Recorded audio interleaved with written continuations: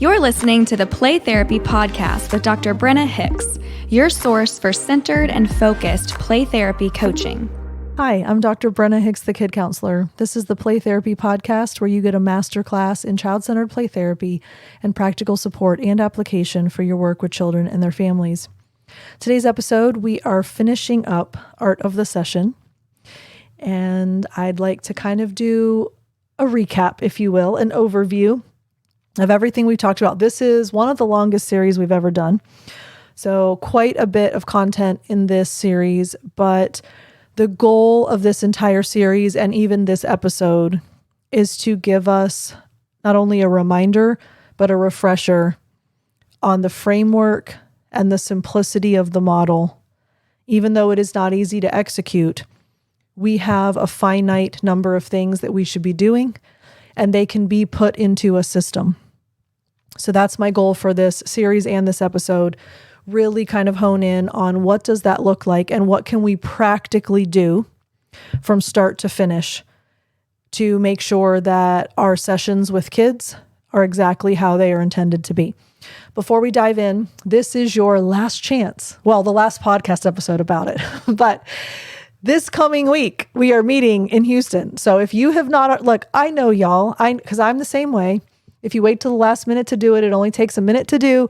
I get it. If you procrastinate like me and you're like, yeah, maybe I'll do that later, whatever, you're running out of time and I need a head count.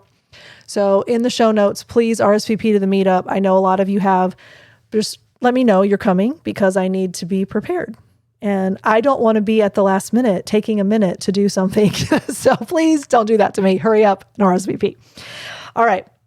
So let's talk through everything in this series, a little recap, if you will. Setting up the playroom. We have to be intentional about how it is arranged, what is included, what toys are in there, and it needs to be thoughtful. There's purpose. So think about the 3 categories. Think about the layout. Toys are selected, not collected. No technology, no screens, no agenda-driven or leading, guiding kind of electrical toys. So remove batteries from anything that's going to distract the child from organic play. And the playroom needs to be neutral. Don't decorate it. Don't put art up on the walls. It needs to feel like it is ideal for every single child. Every child that walks in there should be able to make it their own. And everything about it is purposeful.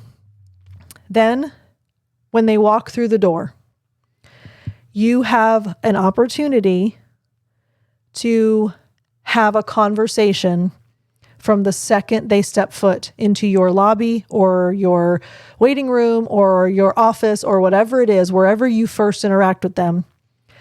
You have an opportunity to be very intentional about what that's like. You get down on their level. You make eye contact. You make the focus on the child. You help them feel that they are the most important thing to you during that hour because they are. And you want to say hello and you're happy to see them. And you want it to be very clear you have been looking forward to this meeting. And this is also when you engage with parents because you have to build a relationship with them too. But the primary function is that we make it really clear to the child that you are exuding the be with attitudes as soon as you see them. Then you can make it part of your process to walk back to the session with empowerment choices. So what can you do? What can you work in so that you can provide empowerment choices? You can choose for them to wash their hands in a certain location. You can choose for them to use sanitizer. You can choose for them to go up the elevator or the stairs. You can choose for them to turn on the light or you turn on the light. You can choose for them to shut the door or you shut the door.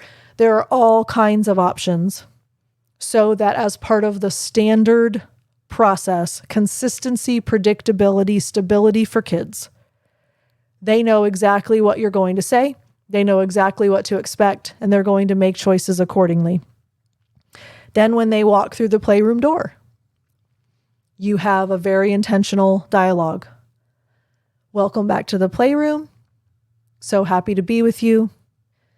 This is your time. You're in charge. You can choose to play with all the toys in most of the ways that you want. That is the mark of when they get to be in charge from there forward. That is the signal, if you will, that we've transitioned away from I'm walking you back and I'm still kind of the authority figure and we're talking about random things. But as soon as this phrase is communicated, I'm no longer anything other than the therapeutic guide rail for you. And this is your hour to do what you need to do. Then you have the framework for the session. We have a limited number of responses. I think we overcomplicate this, and I've been saying this a lot lately. I think we overthink, and I think that we stress ourselves out about all the things that we're supposed to be doing. And in reality, there's only a handful of things that we're ever going to say. We have the 4 pillars. We have the reflective responses. And we have a few other phrases. This is really important because if we realize I'm only ever going to be saying one of 11 things, it doesn't feel nearly as overwhelming. So let's very quickly just kind of recap what those are. We're going to use one of the 3 reflective responses. We're going to track behavior, reflect content, reflect feelings. Say what you see, say what is said, say what they express or feel. There's simplicity in it. Those can always be given. No matter what, one of those is always appropriate. And if they're not saying anything and they're not expressing anything emotionally, then your default is tracking behavior. You can have those in your back pocket to pull out at any moment. If you are ever at a loss for what you should be saying, one of the reflective responses will be your opportunity to communicate something. Beyond that, we have the pillars. Now, reflecting feelings is one of the pillars, so there's crossover in the reflective responses and the pillars. The additional 3 pillars, we can provide choices. We already have talked about empowerment choices on the way back. We can provide choices within the session as well. Choices are also a part of limits. So if a limit is necessary, choices are worked into the limits that are set as well. Those are enforcement choices. So we can provide choices for empowerment. We set limits when necessary. And we use encouragement and esteem building. Encouragement is the actual pillar. Esteem building is a related concept. We're going to consistently encourage the effort, the contributions, what they are doing in a session, not about the outcome. Never about the outcome. And esteem building responses are acknowledging what the child is actively working on. You're not giving up. You have a plan. You're working on it. You're figuring it out. Encouragement, you did it. You got it. You knew what to do. Those are huge boosts of confidence for a child. And then the following are some guidelines, not necessarily a skill, but certainly something that we want to engage in these ways in the sessions. From Axline and/or Landreth. If you need more info on these, you can go back to the CCPT Purism series.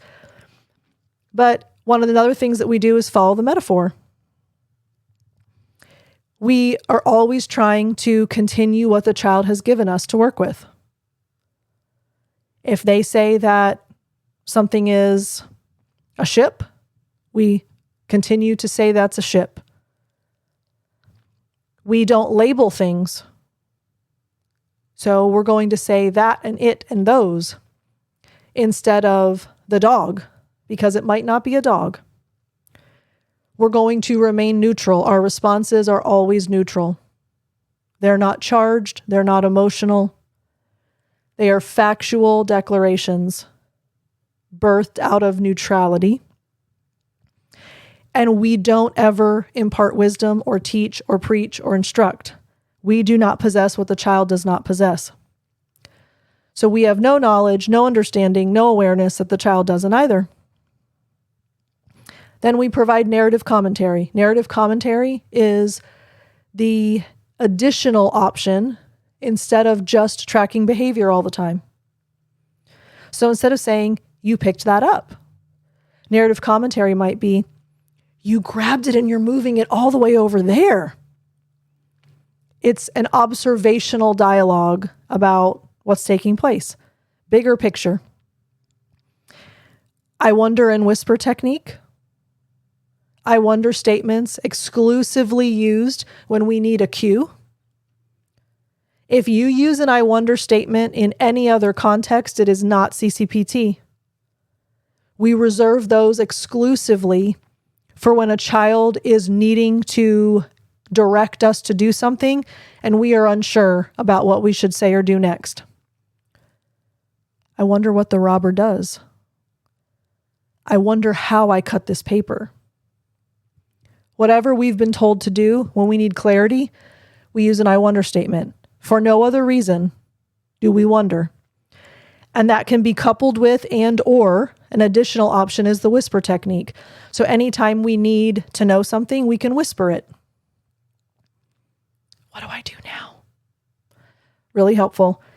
And then how do we engage in role play? We have to be invited in. We make sure we know exactly what we are to say and do. Sometimes we wait because we tend to push the pace. If a kid says, now we're going to do this, we try to jump ahead to figure out what comes next. We are patient and we wait for directives. And we don't ad lib. And we don't provide commentary and we don't make assumptions. Everything about role play is child-led. So we wait and we get cues and we respond accordingly. And so here's what all of that means. We've spent 16 sessions on this, 16 episodes, I suppose, in Art of the Session. And what the goal for this entire series is to give us the foundation and equip us so that we feel confident. I know exactly what needs to happen to have a session with a child. CCPT is hard. It's simple, but it's hard. And sometimes we need some ground beneath us. If I do this, and then I do this, and then I do this, and then I do this, I know that I'm adherent to the model. It takes away some of the unknown. It takes away some of the confusion. But I want to be really clear because I know how this goes because I coach so many therapists that I see this happen all day, every day. If I do this and I do this and I do this and I do this, yes, we have objectives. Yes, there are skills. Yes, there's a framework. But at the end of the day, we are not doing, we are being. So the balance point here is that we are managing what we need to be doing in execution, but making sure that that is not the focus. The focus is the being. We are child-centered. We embody child-centeredness. Relationship and environment, always and forever, are the two most important things. So, Art of the Session, we need to know how to execute these things. And there are things that we, quote, do. Yet at the same time, more importantly, is that this helps us be CCPT. Because when you're all in, you are CCPT. So let that be an encouragement to y'all. We are officially done. We are moving into some individual topics so that we can have a little bit of a break before we dive into a new series. And there are quite a few things that have been coming up pretty regularly lately that I know many of you are wondering about and asking about. So we're going to tackle some of those individual topics for several weeks. Thank you all so much for the feedback from this series. Thank you for listening faithfully. I've been getting emails literally from all over the world. I've had people joining the collective from all over the world. And the common thread in every single one of the people is, I am so hungry to be the best that I can be at this.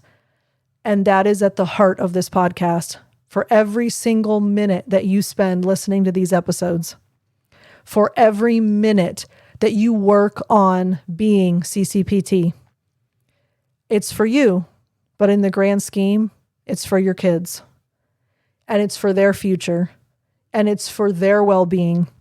It's for their families. It's for the cyclical change that will come out of that. It's for the communities in which they live. My long-running vision is a world full of happy kids that become happy adults. We don't get there unless we have people that are CCPT, that are serving kids and their families.